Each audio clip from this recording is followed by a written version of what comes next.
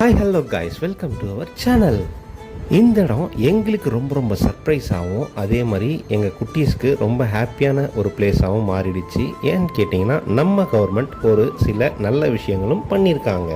நம்ம வேளச்சேரி 100 ஃபீட் ரோடில் அமைஞ்சிருக்க பாலத்துக்கு கீழே இருக்க ஒரு ஸ்பேஸை சூப்பராக யூட்டிலைஸ் பண்ணி ஒரு நல்ல சில்ட்ரன்ஸ் ப்ளே ஏரியா ப்ளஸ் ஒரு நல்ல பார்க்காகவும் இங்கே வந்து செட் பண்ணியிருக்காங்க.